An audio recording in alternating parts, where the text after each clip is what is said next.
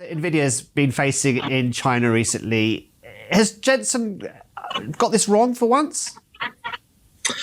It's a fascinating situation. I think what the Chinese are trying to show is that they don't want to be beholden to the American side as to whether they're going to have access to NVIDIA chips. They want to show that they're not going to be pushed around, that it's not going to be the decision of Jensen Huang or the decision of Donald Trump as to what chips of NVIDIA can get sold within China. And at the same time, of course, China is trying to build up companies of its own, like Cambricon, like SMIC, to challenge the likes of NVIDIA. So that's very interesting. I think ultimately, of course, it's a big market for NVIDIA. China does want those chips. There is a deal to be done. It's an ongoing saga. I think the latest news that we've seen this week, it's just part of this backwards and forwards that we've seen on the overall trade deal this year. So I wouldn't lose faith yet on NVIDIA. I think there's still going to be a market for its chips in China. But it's, as ever with China, it wants to show that it's not going to be pushed around. It's the same with the TikTok deal, really. They want to show that they've got some leverage, that they've got some power, that it's not just all down to what the US wants. Welcome back to Fast Money. We've got a news alert on a number of major tech investments in the UK. Steve Kovac's got the details. Steve. Hey there, Melissa. Yeah, we got more tech investments announced in the UK ahead of President Trump's state visit that's happening tomorrow. He actually just landed in the UK moments ago. Now, just in, NVIDIA says it is investing £11 billion. That's about $15 billion in US dollars, and partnering with UK cloud provider Nscale and CoreWeave. It plans to bring 120,000 Blackwell GPU chips to the United Kingdom. And CEO Jensen Huang is expected to be in the UK tomorrow, which our Christina Partsinevelos reported last week. Now let's move over to OpenAI, also announcing a new deal in the UK, bringing Stargate to the United Kingdom to build AI data centers in the country, and also partnering with Nscale to make that one happen. Now, OpenAI says it's going to explore buying up to 8,000 GPUs and may buy up to 31,000 GPUs over time. Now, those commitments from OpenAI, they're a bit vague and fuzzy, not as concrete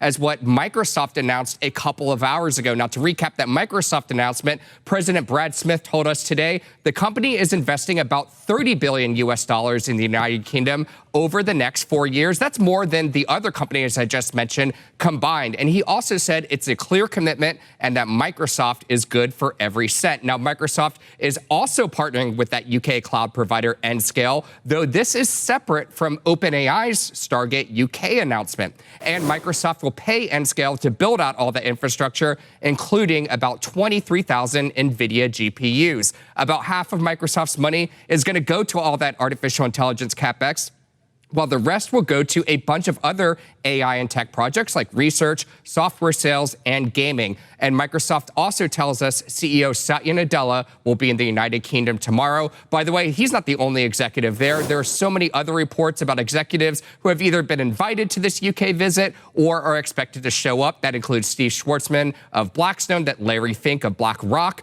Apple CEO Tim Cook, OpenAI CEO Sam Altman, all potentially there tomorrow as well, Melissa. Steve, do you have any sense of whether or not this is money that would have otherwise been spent anyway? That was my first question to Microsoft, and actually Brad Smith kind of preempted that. It is new money. This is new commitment, not previously announced planned spend. At least on Microsoft's side, unclear about OpenAI and NVIDIA. Steve, thanks. Sure. Steve Kovac. Interesting. Trump is able to line up all these deals to announce. Yes, here's a gift to you, UK. Right?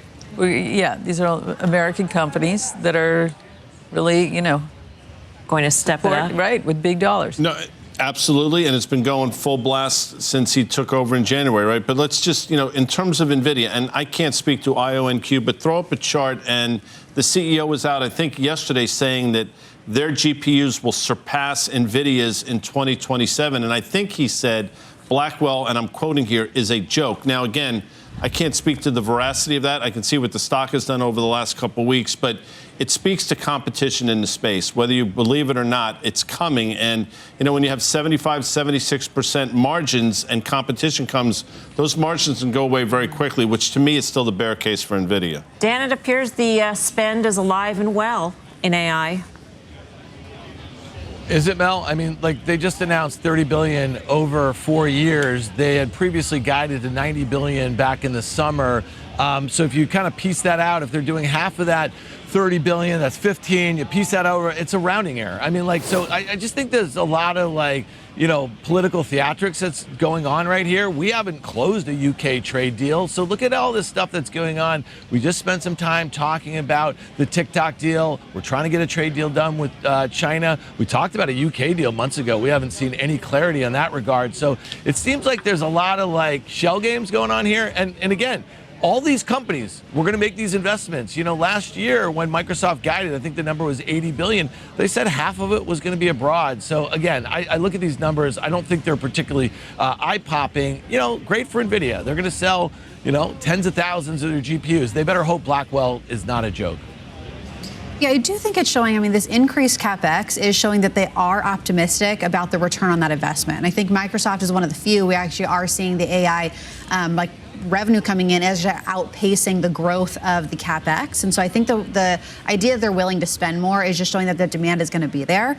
These are getting more and more expensive. And this is where I think you want to think of who else is going to benefit. Like, for example, the energy space, which is just there's not enough of that to go around, whether that's here or in the UK where they're building some of these out.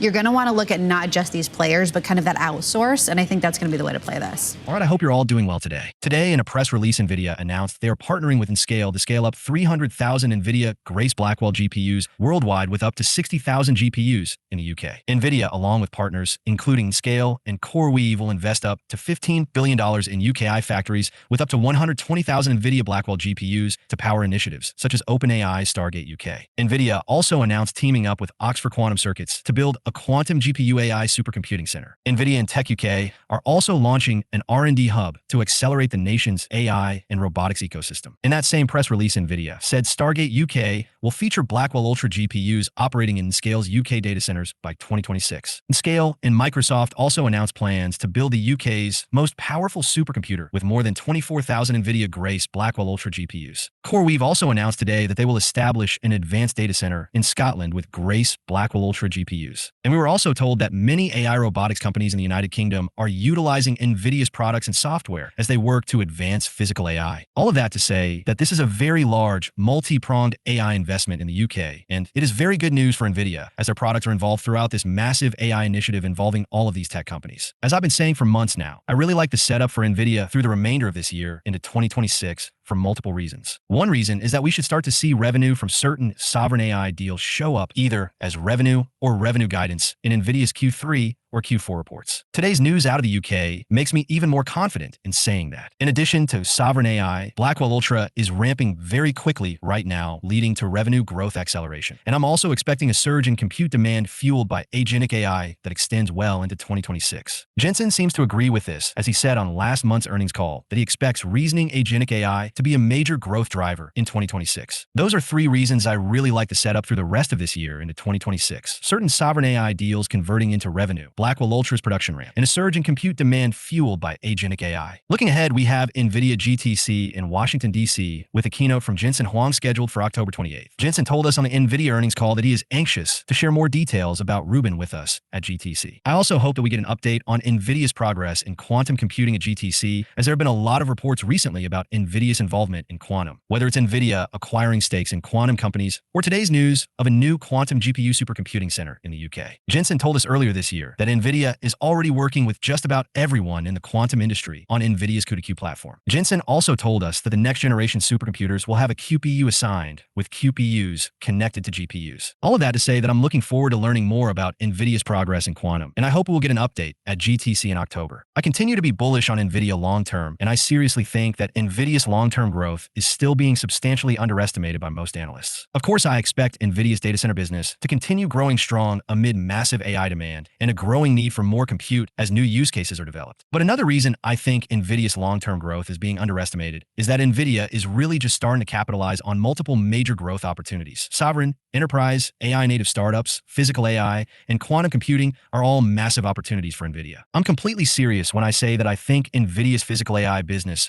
may eventually be larger than their current data center business, which is crazy to think about. There are largely three phases to producing physical AI. Models are trained on NVIDIA DGX. Then those models are taught, tested, and their skills validated through NVIDIA Omniverse. And then the models are run on device through NVIDIA AGX. Notice that NVIDIA is providing a holistic platform solution and establishing themselves as the indispensable foundation of physical AI. And physical AI is likely going to be the biggest wave of AI yet. NVIDIA expects the world to eventually be filled with 100 million self-driving cars, billions of robots, millions of factories, and hundreds of thousands of warehouses utilizing physical AI. This is going to fundamentally change society as we know it, and NVIDIA stands to benefit massively. I think most analysts are substantially underestimating NVIDIA's future growth in physical AI and quantum computing. Right now, Blackwell Ultra is ramping very quickly. Rubin is on track to launch in 2026. Then we're expecting Rubin CPX at the end of 2026. Later on, we're expecting the launch of Rubin Ultra in 2027 and Feynman after that in 2028. We have a clear data center product roadmap stretching into 2028, and Jensen believes there will be $3 to $4 trillion of global AI factory build-out between now and 2030. That means Jensen is expecting growing AI demand and an expanding total addressable market underpinning all of this. I don't think we are anywhere near any type of bubble bursting type of event. Plus, remember how I mentioned that NVIDIA has multiple large growth opportunities ahead. It's important to keep in mind that as new use cases are developed, the need for compute from NVIDIA will grow even stronger. With all of this in mind, I seriously think that NVIDIA still has plenty of runway ahead of it, and I think this company will be worth substantially more in future years than it is today. At least that's my view of the situation. Remember to stay calm in this market. Remember to maintain a long-term perspective, and do not make any hasty or irrational decisions. With all of that being said, I hope you all have a great rest of the day, and I'm curious to hear your thoughts about NVIDIA in the comments below. Please leave a like on this video so more people will see it.